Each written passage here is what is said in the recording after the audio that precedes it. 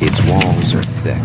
Its windows are tall and narrow, like the eyes of something watching. The gardens are manicured, the iron gates are elegant, and if you were to visit it on any ordinary afternoon, you might admire the architecture, take a photograph or two, and leave thinking you had seen everything. You would be wrong, because beneath your feet, beneath the marble floors, beneath the Persian rugs, beneath the carefully maintained facade of wealth and respectability, there is a tunnel that has been sealed for over a century, a tunnel that, if walls could speak, would whisper of conspiracy, of escape, of betrayal, and of a single night that quietly, almost invisibly, changed the course of an entire nation's history.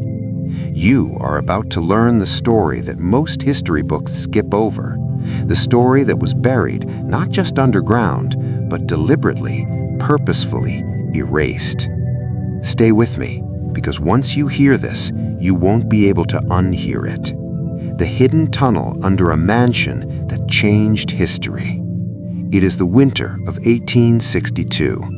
The air in Maryland smells of wood smoke, frozen earth, and something else, something metallic, something that everyone in this part of the country has learned to recognize: the smell of war. The American Civil War is not a distant thunder anymore. It is close. It is here.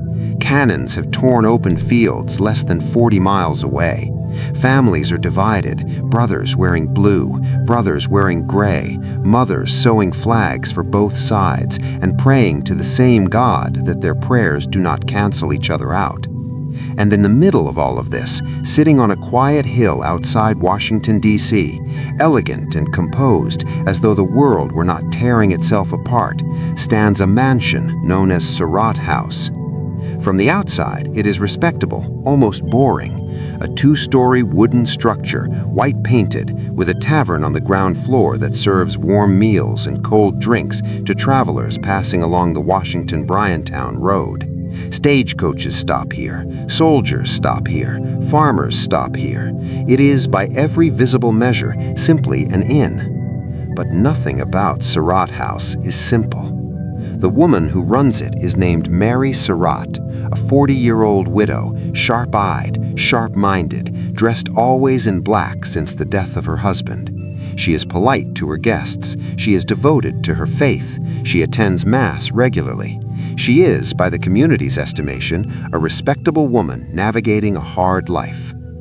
She is also, by the estimation of the United States government, one of the most dangerous people in the country, because Mary Surratt knows about the tunnel.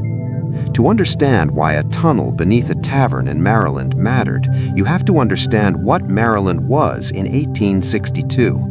Maryland was a border state, technically part of the Union, but deeply, culturally, spiritually tied to the South. Tobacco plantations, enslaved people, Confederate sympathizers sitting in church pews right beside Union loyalists.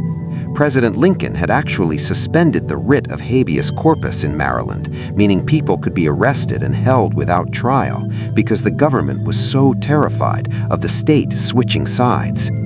It was a state of shadows, a state of whispered loyalties and secret allegiances. And through those shadows, there ran a route. People called it the Confederate mail line, a secret network of routes, safe houses, and couriers stretching from Washington, D.C., all the way down through Maryland and into Virginia and the Confederate capital of Richmond. Letters passed through it, intelligence passed through it, names, troop movements, government secrets, all of it flowing south through a chain of willing hands. Surratt House was a key link in that chain. And beneath it, or connected to the network around it, ran the physical means by which people and packages could move unseen, undetected, unrecorded. The tunnel was not merely a tunnel.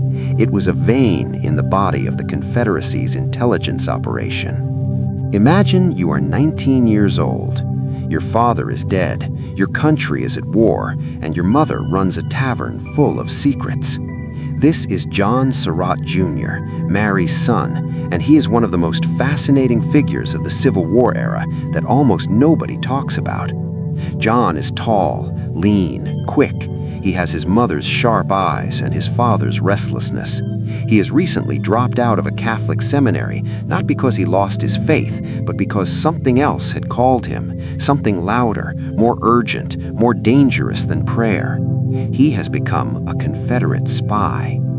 By 1863, John Surratt Jr. is riding the secret mail routes between Washington and Richmond, carrying dispatches, meeting agents in back rooms, sleeping in different beds every night, always moving, always watching the road behind him for the glint of a Union soldier's rifle. He is brilliant at it. He is made for it.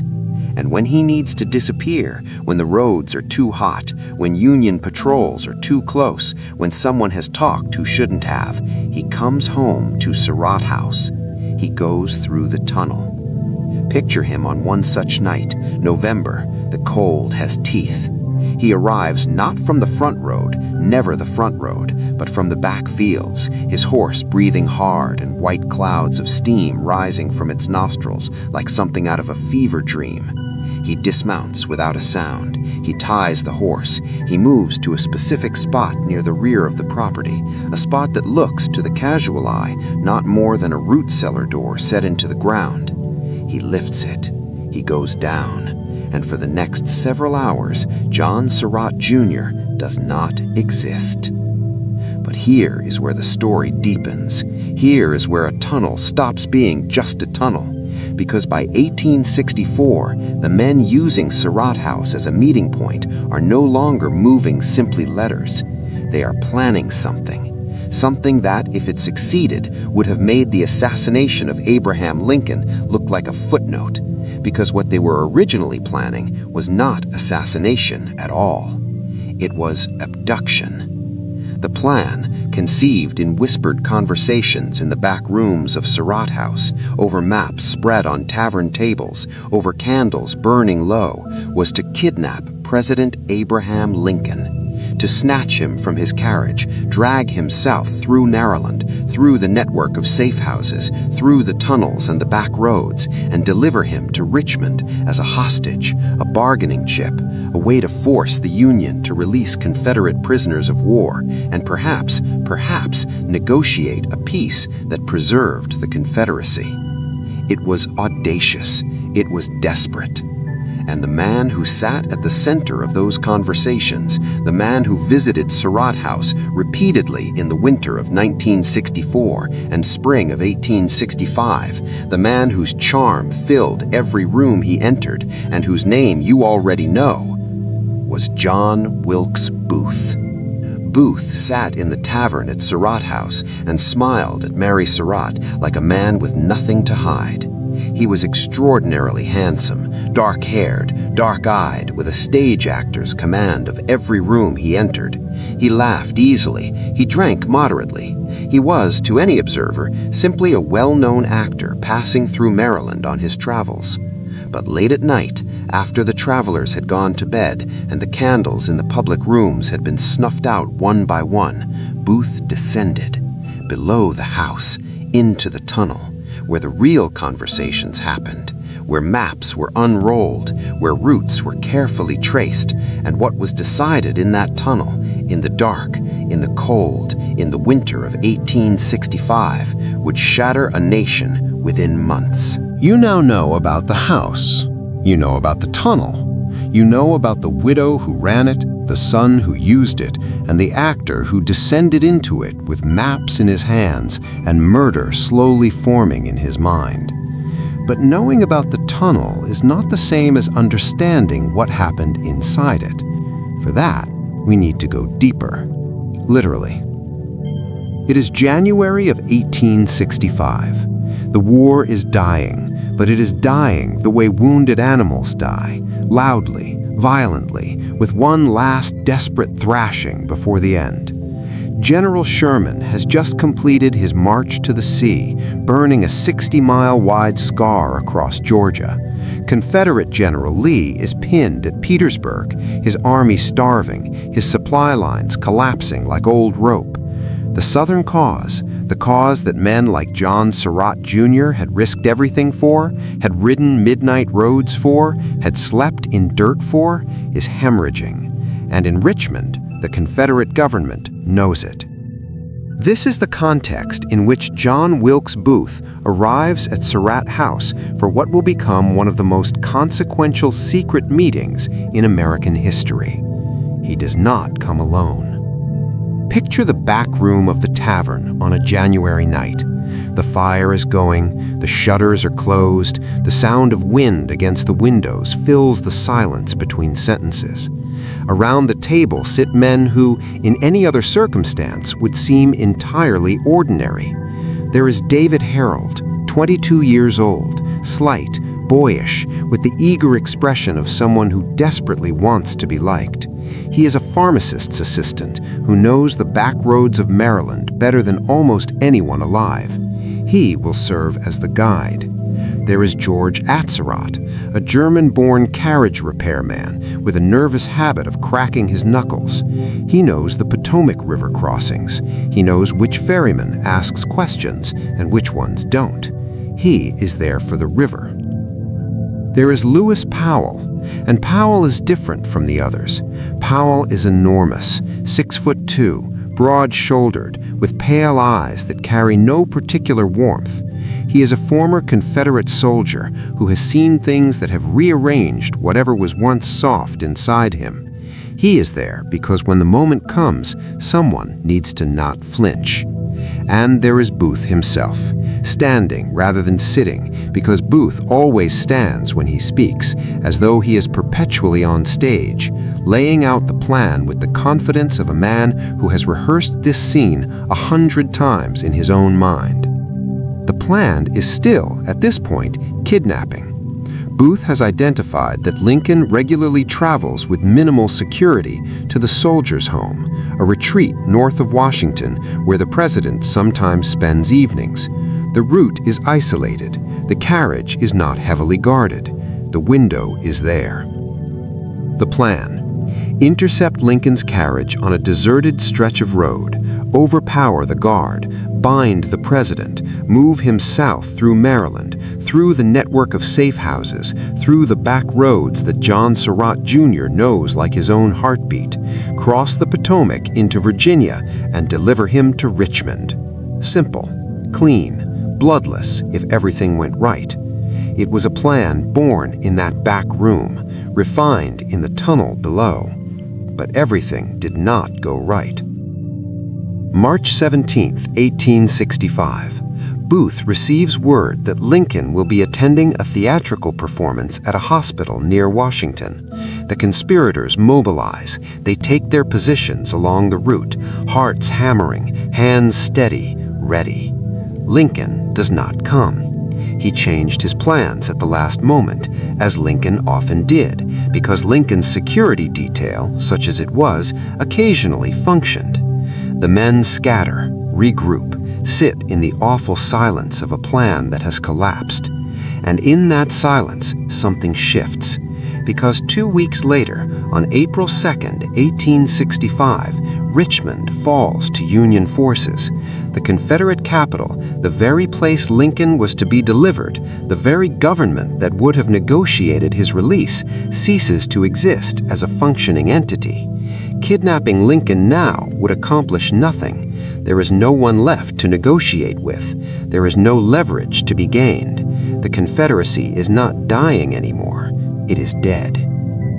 And this is the moment, historians believe, when Booth's plan mutates, when the cold logic of leverage is replaced by something rawer, something darker, something that has less to do with military strategy and everything to do with rage, grief, and a theatrical sense of historical destiny. If Lincoln cannot be captured, he can be killed. But here is where the tunnel becomes more than a passageway. Here is where it becomes a question that has never been fully answered, that haunted historians for 150 years, that was debated in courtrooms and newspaper columns and academic papers and late-night arguments between people who care deeply about justice and truth. The question is this: How much did Mary Surratt know? Because by April of 1865, the conspiracy has evolved well beyond tavern meetings and whispered kidnapping plots. Booth has recruited his team. He has chosen his night, April 14, 1865, a performance of Our American Cousin at Ford's Theater. He has a specific plan not just for Lincoln, but for Vice President Andrew Johnson and Secretary of State William Seward, a simultaneous, multi-target assault designed to decapitate the Union leadership in a single evening. And on April 14th, the very day of the assassination, Mary Surratt travels to Surratt House. She says it's about collecting a debt. A man named John Lloyd owes her money. She goes to collect it. But what she also does, what the prosecution will later argue, what the evidence will strongly suggest, is deliver a message to Lloyd, a specific operational message. She tells him to have the shooting irons ready, to have them prepared for collection later that night. The shooting irons, the weapons hidden at Surratt House that Booth's men will collect during their escape through Maryland after the assassination. Mary Surratt, standing in the afternoon light outside her tavern, either knowingly activated the final phase of the conspiracy, or she was an innocent woman delivering a message she didn't fully understand. One of those things is true, and it matters enormously because of what happens to her next. April 14th, 1865, evening.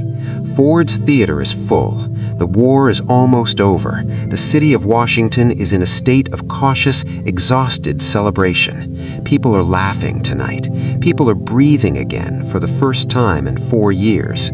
At 10:21 p.m., John Wilkes Booth enters the presidential box. You know what happens next. The sound of the single-shot Derringer, the chaos, the screaming, the sight of Lincoln slumping forward in his chair while Mary Todd Lincoln's screams tear through the theater like something being ripped apart. Booth leaps from the box to the stage, catching his spur on the bunting, shattering the small bone in his left leg as he lands, and disappears into the wings, into the alley, onto his horse, and into the Maryland night. He is riding to Surratt House. He is following the tunnel route. He is following the plan. Booth and David Harold arrive at Surratt House at approximately midnight. They do not go inside. They stop only long enough to collect what Mary Surratt told John Lloyd to prepare: the weapons, the supplies, the whiskey that Booth drinks in one long, desperate swallow because his leg is screaming in pain, and the reality of what he has done is beginning to settle over him like a physical weight. He rides on. They cross the Potomac. They disappear into Virginia. And Surratt House, the tavern, the safe house, the place with the tunnel, falls silent for approximately 12 hours. Because at dawn on April 15, 1865, Abraham Lincoln is declared dead, and the largest manhunt in American history begins. Within days, Union detectives have traced the conspiracy back through Maryland, back through the network, back to the boarding house in Washington that Mary Surratt also operates, back to her. On April 17, 1865, 3 days after the assassination, Union soldiers knock on Mary Surratt's door in Washington. She opens it. She is arrested. And the tunnel that once moved secrets and conspirators through the dark is now a piece of evidence in a case that will end with something America has never done before and never done since: the execution of a woman by the federal government. Mary Surratt maintained her innocence. Her son, the spy, the courier, the man who knew every inch of those underground routes, was not in Washington on the night of the assassination. He had an alibi that held. He would not stand trial for another 2 years, and when he finally did, the jury could not reach a verdict. He went free. His mother did not. On July 7, 1865, Mary Surratt was led into the yard of a Washington prison and hanged. She was the first woman ever executed by the United States federal government. And there are people, serious historians. A widow hanged, a son who escaped, a tunnel that moved secrets, weapons, and conspirators through the Maryland dark.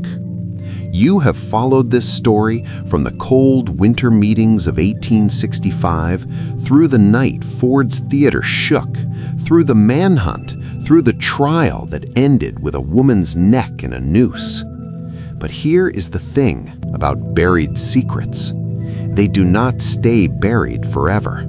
Sometimes, decades later, in dusty archive rooms, in sealed government files, in the handwritten letters of men who thought they were writing for no one's eyes but God's, the truth begins to crawl back toward the surface. And what it reveals is more disturbing than anything Booth planned in that tunnel. Because Booth, it turns out, may have been the weapon, but someone else, someone with far more power, far more reach, far more to gain, may have been the hand that aimed him. It is 1977. The Civil War has been over for 112 years. The men who plotted in the tunnel of Surratt House are long dead. Mary Surratt has been in her grave for over a century. John Surratt, Jr., who outlived almost everyone connected to the conspiracy, died in 1916, taking most of what he knew with him. History, it seems, has rendered its verdict. And then a researcher named Ray Neff begins going through a collection of old books.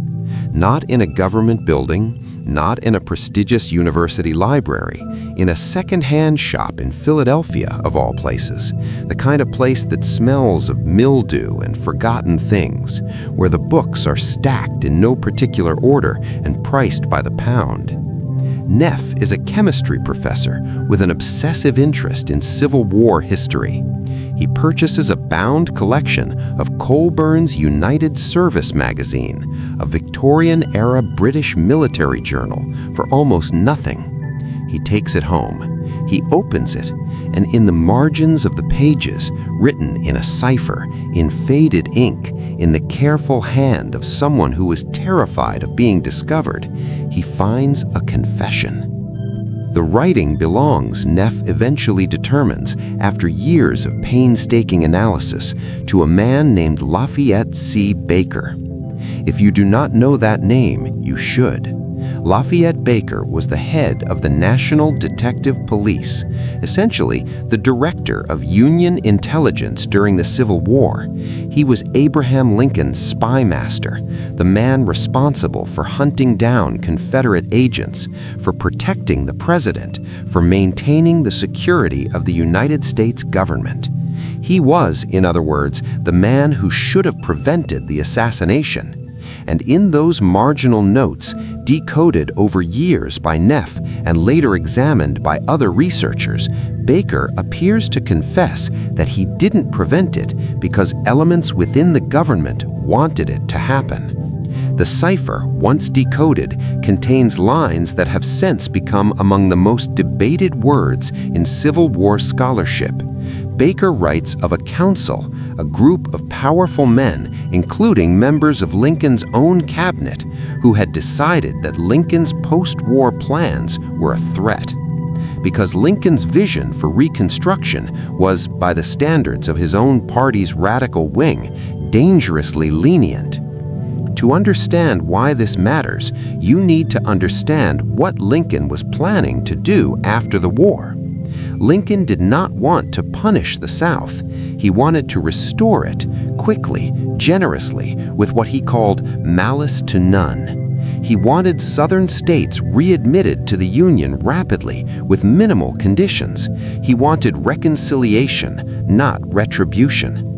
The radical Republicans in Congress, men like Thaddeus Stevens and Benjamin Wade, were furious. They wanted the South treated as conquered territory. They wanted harsher conditions for readmission. They wanted the Confederate leadership tried for treason. They wanted, in short, a Reconstruction that looked nothing like what Lincoln envisioned. And they were not quiet about their fury. Wade had reportedly said that with Lincoln's re-election, the country was going to hell. Stevens viewed Lincoln's leniency as a moral catastrophe. These were not fringe voices. These were some of the most powerful men in Washington. And then there is Secretary of War Edwin Stanton. Stanton is the figure that sits at the darkest center of the conspiracy theories surrounding Lincoln's assassination, not as a proven villain, but as a man whose behavior in the hours and days after the assassination raised questions that have never been fully resolved. Edwin Stanton was brilliant, ruthless, and fiercely ambitious. He had clashed with Lincoln repeatedly. He controlled the military. He controlled intelligence operations. He controlled, to a significant degree, the flow of information in and out of Washington. On the night of April 14, 1865, several things happened that historians have found difficult to explain. The guard assigned to protect Lincoln's box at Ford's Theater, a man named Frederick Parker, was not at his post when Booth entered. He had left. Where he went and why has never been definitively established. Parker was later brought before a disciplinary board, but the charges were inexplicably dropped and the records of his hearing were sealed. Stanton controlled the military police responsible for Parker's oversight. Then there is the matter of the manhunt itself. Booth escaped Washington and rode into Maryland, into very network of roads and safe houses built around Surratt House and its tunnel, and was not caught for 12 days. 12 days, despite the largest manhunt America had ever mounted, despite the fact that Union forces controlled Maryland, despite the fact that the escape routes were, by this point, well known to Union intelligence.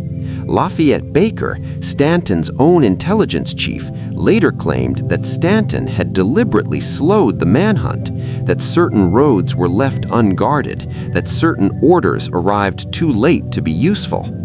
Baker's decoded marginal notes go further. They suggest that Stanton knew the assassination was coming, not that he ordered it, not that he pulled a trigger or loaded a gun, but that he knew and that he stepped back and let the darkness through. Here is where the tunnel comes back. When investigators finally searched Surratt House thoroughly in the weeks after the assassination, they found what you might expect: hidden compartments, concealed weapons, coded letters, the infrastructure of a spy operation. But they also found something that was quietly removed from the official evidence record: documents. Letters that passed through the Confederate mail line, letters that, according to researchers who have tracked the chain of custody of assassination-related evidence, contained references to contacts within the Union government, names, arrangements, suggestions that the Confederate intelligence network had been, at certain points, in communication with people on the other side of the war. These documents were never presented at the trial of the conspirators. They were sealed. Some of them remained sealed for decades under orders that have been attributed, though never conclusively proven, to Stanton's War Department. The tunnel carried letters that implicated people too powerful to implicate. And so the tunnel and everything it contained, everything it carried, everything it knew was sealed, literally and figuratively. And this brings us back to Mary Surratt. Because if there were powerful men within the Union government who had foreknowledge of the assassination, men who needed the conspiracy to succeed and needed its true architects to remain invisible, then Mary Surratt served a purpose beyond simply being guilty or innocent. She served as a conclusion, a trial, a conviction, a hanging. 5 other conspirators imprisoned or executed alongside her. John Wilkes Booth himself shot dead in a Virginia barn before he could speak publicly, before he could name names, before he could tell whatever version of the story he carried inside him. The narrative was wrapped up, sealed, delivered. A small group of Confederate sympathizers led by a fanatical actor, driven by Southern rage and desperation. Case closed. But close the official case and the questions remain. Why were key documents sealed? Why was Parker never seriously punished? Why did Baker, a loyal Union man, Lincoln's own spy master, spend his final years writing coded confessions in the margins of books he apparently never intended anyone to find? Why did John Surratt Jr., who knew more about the tunnel and its operations than almost anyone alive, give a public lecture in 1970 in which he began to hint at larger forces behind the conspiracy, then abruptly stop as if a hand had been placed on his shoulder from behind? He never spoke of it again. He lived another 46 years in silence.